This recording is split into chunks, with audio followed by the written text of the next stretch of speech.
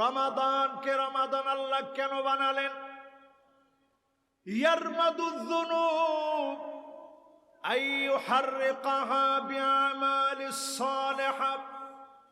এই মাসে যদি আপনি আমল করতে পারেন, গুনাহগুলাকে যিনি জ্বালায়া পোড়ায়া ছারখার করে দিবেন তিনি কে? 720 ঘন্টার একটা ট্রেনিং সেন্টারে আল্লাহ নিবেন। 11 মাসের সব পঙ্কিলতা মাফ হয়ে যাবে, মুমিন প্রস্তুত হয়ে যাবে। 1 মাস দিয়ে যিনি মুমিনকে তৈয়ার করাবেন, গুনাহ খাতাগুলা মাফ করায় দিয়ে যিনি প্রস্তুত করায় দিবেন তিনি কে? এবার একটু আপনারা আমার সাথে সাথে বলেন, রমজানের দাম কম না বেশি? যে জিনিসের দাম বেশি তার নামও বেশি, তার চাহিদাও বেশি। রমাদানের অনেকগুলো নাম আজকে আমি শুধু নোট করে আনছি, কয়টা বলতে পারবো জানি না, দেখি আপনারা কয়টা মনে রাখতে পারেন। রমাদানের অনেকগুলো নাম হাদিসের কিতাবে ব্যাখ্যা গ্রন্থগুলোর মধ্যে আসছে। 1 নাম্বার রমাদানের নাম হলো শাহরুস সিয়াম।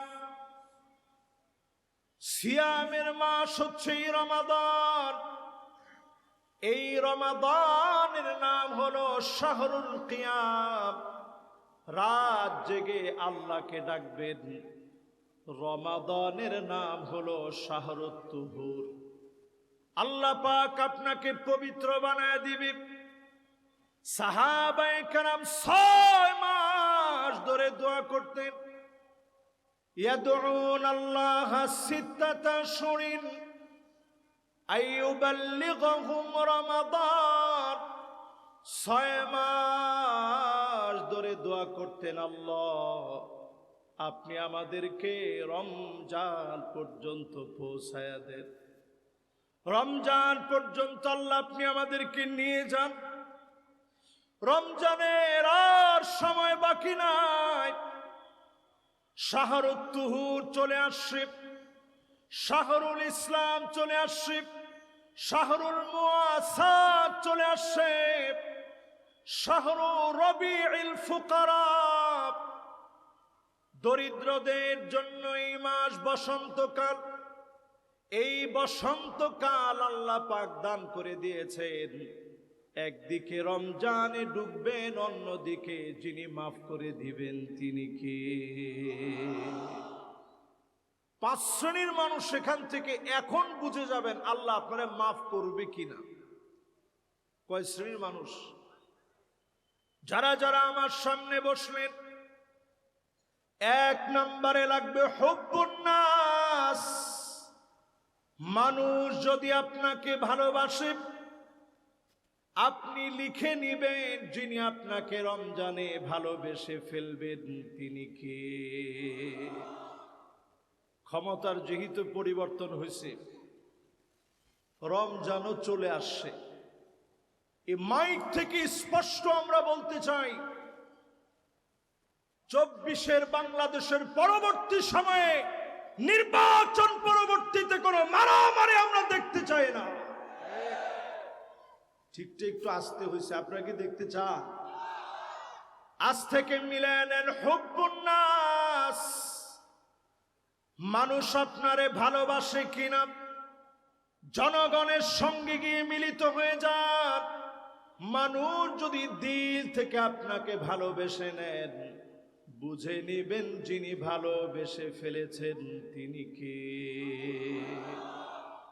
এটা 1 নাম্বার আলামত। মানুষের ভালোবাসা নেন। যে মানুষগুলা ভোট আপনারা দিচ্ছে ভালোবাসা নেন, যে মানুষগুলা ভোট দেয় নাই তারও ভালোবাসা নেন। এই দেশটা গড়ার জন্য আরেকটা বার সুযোগ কাজে লাগান। হুব্বুন নাস মানে মানুষকে ভালোবাসেন। এই ভালোবাসা যদি আপনি পেয়ে যান, আজকে যদি আপনার মৃত্যু হয়ে যায়, মানুষ যদি বলে লোকটা ভালো ছিল, আনতুম শুহাদা আল্লাহি ফিল আরদ। জমিনে মানুষগুলো আল্লাহর সাক্ষী।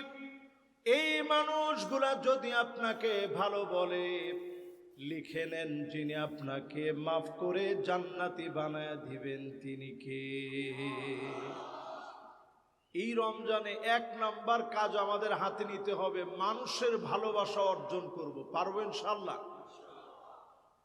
2 নাম্বার কাজ হাতে নিতে হবে, হুব্বু তাআল্লুমিল কুরআনি ওয়া তিলাওয়াতিহি ওয়া তাদাব্বুরিহি ওয়া সামাইহি।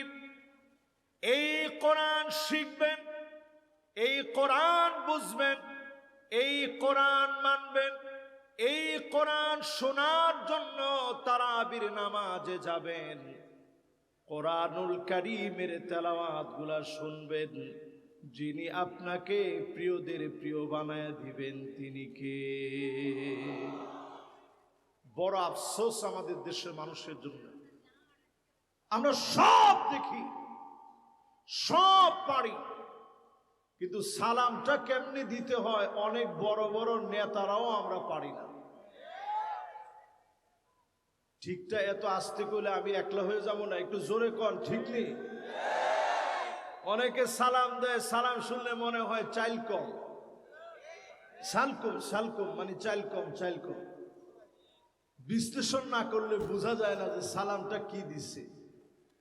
আজ থেকে মুসলমান একটু মিলায় নেন, এই মাস আসছে কোরআন শেখানোর জন্য, এই মাস আসছে কোরআন শোনানোর জন্য। এই কোরআন যদি আপনি পড়া শুরু করে দেন, রমাদানে যিনি আপনাকে দামি বানায় দিবেন তিনি কে? জন্মের পর থেকে আমরা ওয়াও ওয়াও বলে কাঁদছি। এই ওয়াও অক্ষরটা আরবি ভাষার না? জোরে কোন, ওয়াও অক্ষরটা কোন ভাষা?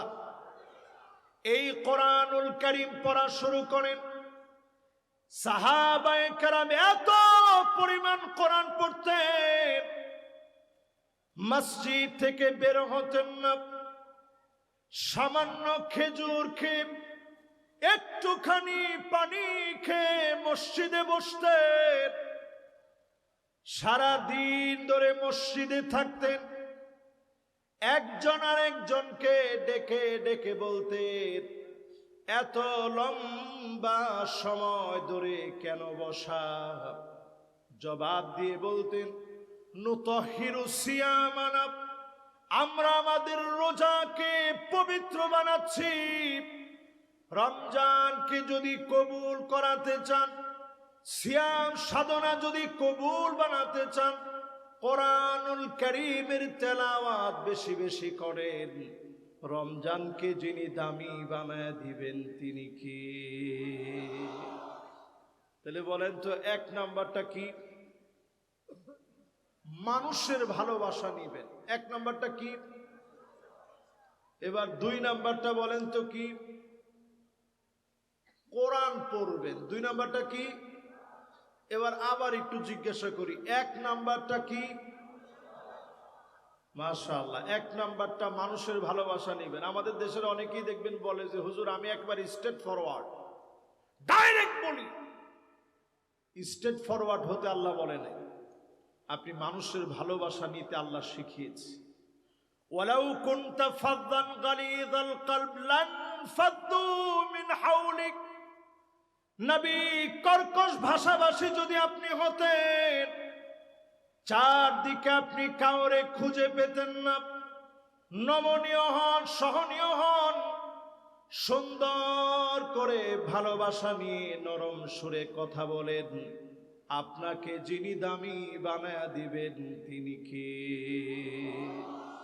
তাহলে 1 নম্বরে পেলাম মানুষের ভালোবাসা, 2 নম্বরে পেলাম আল্লাহর কোরআন বেশি বেশি তেলাওয়াত করা। জোরে করে আল্লাহু আকবার।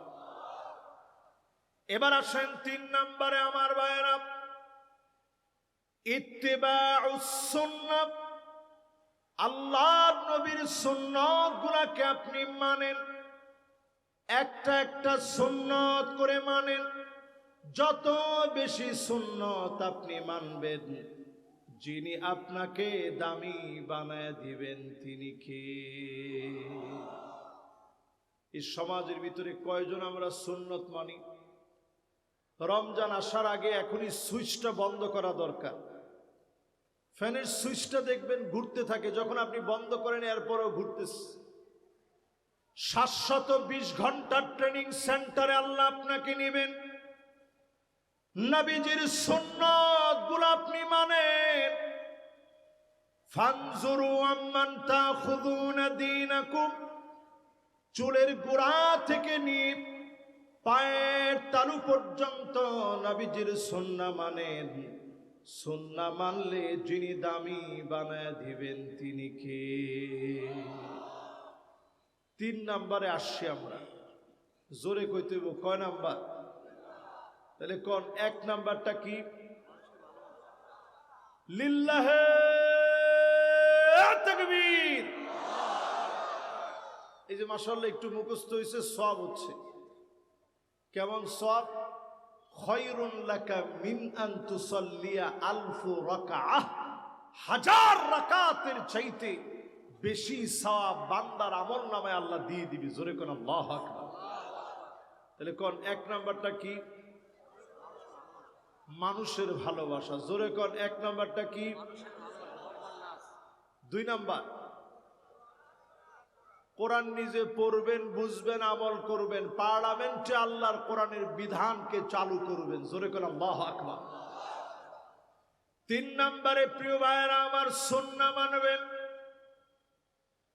4 নম্বরে আল্লিবতিলা, বালা মুসিবত আসবে, জুলুম নির্যাতন হবে। এই জুলুম নির্যাতনের সময় আল্লাহর দ্বীনের উপরে অবিচল থাকবেন। যিনি আপনাকে আমাকে ডেকে ডেকে মাফ করে দিবেন তিনি কে? 16 বছর কত পরীক্ষা গেছে। আজকে যারা আলোচনায় আসতেছেন, যারা আলোচনা করে গেছেন, যাদের নাম এই পোস্টারে আছে, আল্লামা মামুনুল হক হাফিজাহুল্লাহ ওয়া রাআহ, তিনি সবল শরীরে জেলখানায় গেছেন, হুইল চেয়ারে বসে বসে জেলখানা থেকে বের হইছেন। ঠিক কিনা বলেন? এদেশের তাফসীর অঙ্গনের রূপকার আল্লামা দেলোয়ার হোসেন সাইদী রাহমাতুল্লাহ আলাইহি 13 বছর জেলখানার ভিতরে পরীক্ষা দিয়েছে। জুলুম নির্যাতন নিপীড়নের কোনো শেষ ছিল না। আল্লাহ জালেমদেরকে টেনে হিঁচড়ে উঠায় নিয়েছে। প্রমাণ হয়ে গেছে জালেমদেরকে আল্লাহ ছেড়ে দেয় না। যারা যারা আমার সামনে বসছেন, এ কথা স্পষ্ট, বালা মুসিবত আসবে, কিন্তু দ্বীনের পথ ছেড়ে দেওয়া যাবে। সাহাবীর নাম খালিদ বিন ওয়ালিদ, মোতার প্রান্তে 1টা না 2টা না 9টা তরবারি ভেঙে গিয়েছে। 3 জন সেনাপতি শহীদ হয়ে গেছে। তারপরে যিনি দিনকে বিজয়ী করে দিয়েছেন তিনি কে?